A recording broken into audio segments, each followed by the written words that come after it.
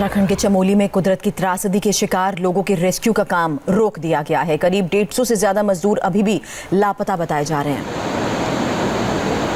रात में विजिबिलिटी और नदी में पानी का लेवल बढ़ने की वजह से रेस्क्यू ऑपरेशन को होल्ड किया गया है। आईटीबीपी, एनडीआरएफ, एसडीआरएफ की मदद से रेस्क्यू ऑपरेशन चलाया जा रहा था। रेस्क्यू ऑपरेशन अब सुबह होगा। एनडीआरएफ के आईजी के मुताबिक लापता लोगों की तलाश पर युद्ध स्तर पर काम चल रहा है। रेस्क्यू टीम फंसे हुए लोगों को जल्द से जल्द बचाने की कोशिश कर रही है। कर्णप्रयाग में भी कई लोग अचानक आई इस विपदा के शिकार हुए हैं। यहाँ कर्णप्रयाग में एसएसबी की टीम ने 2 डेड बॉडीज रिकवर की हैं। कर्णप्रयाग में नदी में पानी का लेवल करीब 2 मीटर तक बढ़ गया। कर्णप्रयाग में फिलहाल रेस्क्यू ऑपरेशन को रोक दिया गया है।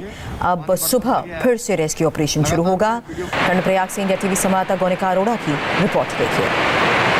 उत्तराखंड में जो तबाही का मंजर आज सुबह मचा है, उसकी छाप अब धीरे धीरे उत्तराखंड के तकरीबन हर जिले में देखने को मिल रही है, क्योंकि जैसे जैसे ऊपर के इलाकों से पानी और गाद नीचे की तरफ आ रहा है, वैसे वैसे अब पानी का जो स्तर है वो भी बढ़ता जा रहा है। हम इस वक्त कर्णप्रयाग में मौजूद हैं। कर्णप्रयाग की तस्वीर आपको दिखाते हैं। हालांकि अंधेरा होने के चलते आपको ये नदी साफ नहीं दिखाई देगी। अलकनंदा ये नदी नीचे बह रही है, लेकिन इसकी गर्जन जो है वो साफ तौर पर सुनाई दे रही है, क्योंकि पानी का बहाव अब ऊपर से इतना तेज आ रहा है कि अब यहाँ पर पानी का जो ऊंचाई है वो अब 1 से 2 मीटर बढ़ गई है। यहाँ पर भी रेस्क्यू ऑपरेशन चलाया गया। एसएसबी की टीम यहाँ पर पहुंची थी और जब यहाँ पर इस किनारे पर रेस्क्यू ऑपरेशन चलाया गया तो यहाँ से एसएसबी की टीम को पानी के साथ बहाव के साथ आई हुई 2 बॉडीज मिली है। 2 बॉडीज को यहाँ से रिकवर किया गया और सबसे ज्यादा जो मुश्किल हुई इस रेस्क्यू ऑपरेशन में वो गाद के चलते हुई, क्योंकि यहाँ पर पानी के साथ जो ऊपर से मलबा आया है ग्लेशियर टूटने के बाद,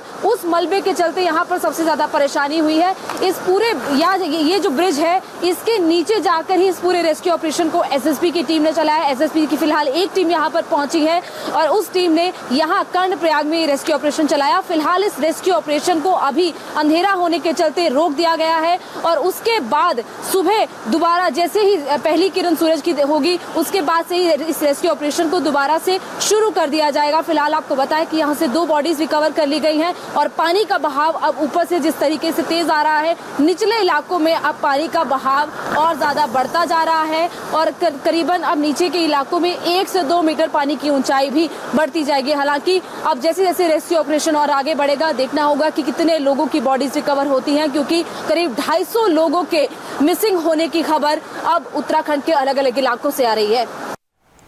कर्णप्रयाग में अंधेरे की वजह से अब रेस्क्यू ऑपरेशन को तो रोक दिया गया है। चमोली में जल प्रलय की वजह से कर्णप्रयाग में नदी का लेवल करीब 2 मीटर तक बढ़ गया है और रेस्क्यू ऑपरेशन को आगे कैसे बढ़ाया जाएगा, इंडिया टीवी संवाददाता गोनिका अरोड़ा ने एसएसबी के ऑफिसर त्रिभुवन से बात की। उत्तराखंड के चमोली के तपोवन में जो तबाही मची है ग्लेशियर टूटने के बाद, उसके बाद से कई इलाकों में तबाही का मंजर देखने को मिल रहा है और कई बॉडीज अब रिकवर की जा रही हैं अलग अलग जगहों से। कर्णप्रयाग से 2 बॉडीज इस वक्त रिकवर हुई हैं। हमारे साथ एसएसबी के ऑफिसर मौजूद हैं। सर, अभी कितने यहाँ पर किस तरीके से रेस्क्यू ऑपरेशन चलाया गया, कितने घंटों से ये चल रहा है? मैम, लगभग इसको अभी 5 घंटे हो चुके हैं जो यहाँ पे रेस्क्यू ऑपरेशन शुरू हुआ था। हम करीबन 6:30 बजे के आसपास हमने ऊपर कुछ हमें साइन मिले थे कि यहाँ पे बॉडी हो सकती है, तो जब हमने वहाँ पे सर्च किया तो हमें 2 डेड बॉडी यहाँ पे मिली है अभी तक संगम में। सर, क्या पहचान हो पाई है कि कौन है? क्या जो मजदूर काम कर रहे थे वहाँ पर टनल में या फिर ऋषिगंगा प्रोजेक्ट में, क्या उन मजदूरों की है? कुछ ऐसा पता चल पाया है? नहीं मैम, ये तो हम नहीं बता सकते कि ये किसकी बॉडी है, लेकिन हाँ, ये बाढ़ के साथ ही बह के आई है। जिस तरह से उनमें सिम्टम मिले हैं और जो उनकी कंडीशन थी वो मेनली बाढ़ में ही लगता है कि बाढ़ में ही बह के वो लोग आए हैं। ये जो पानी का बहाव है ये अभी कितने घंटे पहले यहाँ पर पहुँच गया है और इस वक्त फ्लो कैसा है?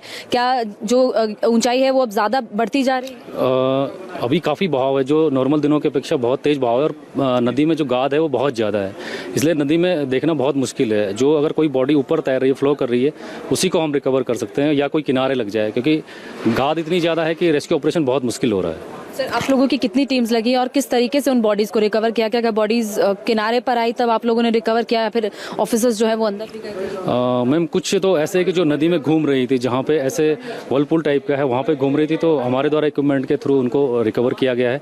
इसमें हमारी कुछ स्पेशल टीम्स हैं जो इसी काम के लिए रेस्क्यू एंड रिलीफ में स्पेशली ट्रेंड है, उनको हमने यूज़ किया है। फिलहाल क्या रेस्क्यू अभी रोक दिया गया है और अब कल सुबह भी शुरू होगा? कितने बजे और कितने दिन तक ये रेस्क्यू चलने की? मैम कितने दिन तक तो मैं नहीं बता सकता, लेकिन सुबह early first light of the morning ये शुरू हो जाएगा।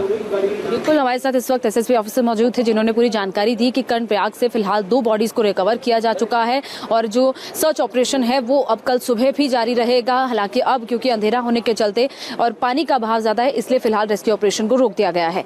कैमरा पर्सन रोहित निर्वाल के साथ गौनिका अरोड़ा, इंडिया टीवी, कर्णप्रयाग, उत्तराखंड की त्रासदी में फंसे लोगों को बचाने के लिए इंडियन एयरफोर्स भी एक्टिव है। कुछ देर पहले ही एयरफोर्स ने प्रेस कॉन्फ्रेंस करके रेस्क्यू की जानकारी दी। गाजियाबाद के हिंडन एयरबेस से एनडीआरएफ की टीम और राहत सामग्री को लेकर C-17 विमान शाम को ही देहरादून एयरपोर्ट पर पहुंच चुका है। कल सुबह 6:45 पर एयरफोर्स अपना रेस्क्यू ऑपरेशन शुरू करेगा। रेस्क्यू टीम को आपदा की जगह पर भेजा जाएगा।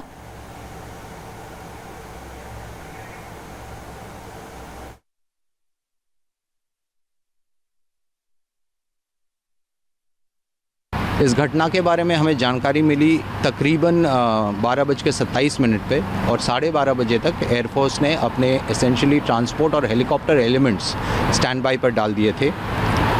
अलग अलग एसेट्स या प्लेटफॉर्म्स जो कि स्टैंड बाई पे थे उस वक्त वो हैं एक C-17, 2 C-130 and 4 AN-32 transport aircraft. इसके अलावा 3 Mi-17 हेलीकॉप्टर, 4 ALH और एक चिन्हुक को भी स्टैंड बाई पे रख दिया गया था।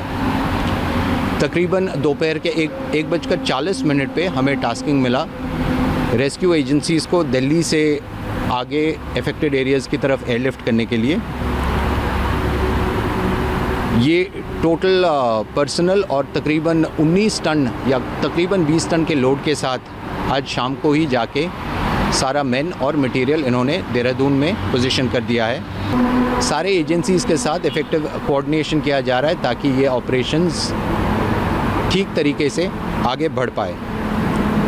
जहाँ तक कि कल हम जो ऑपरेशंस करने वाले हैं उसका थोड़ा विवरण देता हूँ आपको। जैसे मैंने बताया है रेस्क्यू एजेंसीज़ और काफ़ी सारा लोड देहरादून पहुँचाया गया है।